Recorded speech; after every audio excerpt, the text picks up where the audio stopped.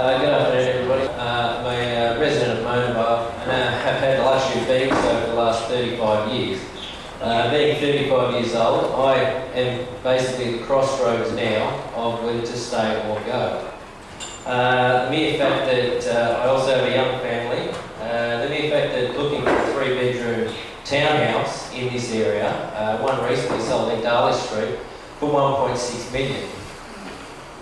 Both my wife and I are on moderate incomes, but can't possibly even attempt to entertain figures like this. The impacts of this has already been felt by my family because the residence we actually live at is very close to the junction of Barrenjoey Road and Darley Street, which obviously will be impacted greatly upon. And currently we also have a BMS straight out the front of our house already that is yet to be in operation for the B-line service. The B-line service is also, I believe, a very novel idea in the fact that the only main infrastructure that would be changing is you're converting to a double-decker bus instead of a single-decker bus. So yes, you're saving curb space at bus stops, and to turn around and say that you can get a bus within every 5 or 10 minutes, if you care to look at the timetable now, in peak period, that brief is already achieved.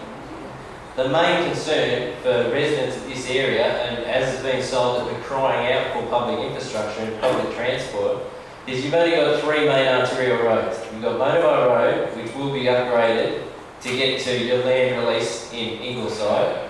You've got Pittwater Road that's already choked, does have a bus lane on it, but a bus can only go as fast as the slowest cyclist that has to use that lane.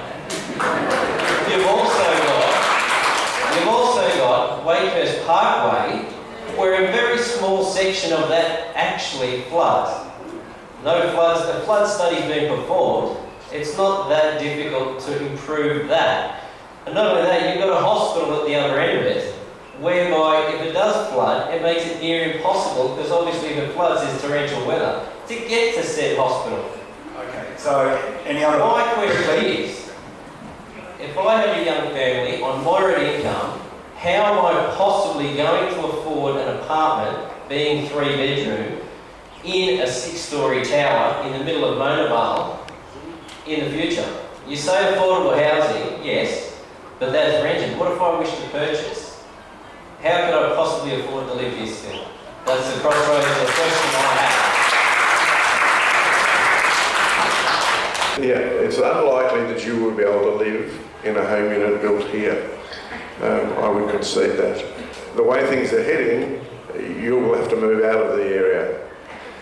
In part because, as Mark Ferguson said about an hour ago, one of the legacies of this council, and many of you have appreciated it, you haven't provided an alternative stock of housing. You've got the second smallest in the state in terms of the diversity of your housing stock.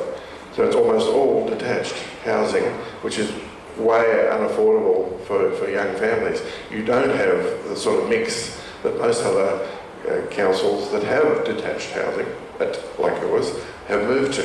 So you have missed a big opportunity over time with somewhat I'd call fairly tokenistic approaches. So I don't think there is good news for you.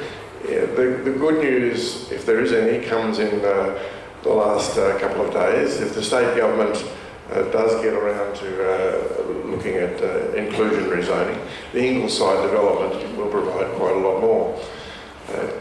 I still suspect quite a lot of young families won't be able to buy that either, but they possibly will be able to rent it. And I think rental housing and a good rental housing stock is similar. That may not be a solution that keeps you in the long area. I suspect that the boat's gone for you in this area, and I'm sorry to say that I suspect you've worked that out.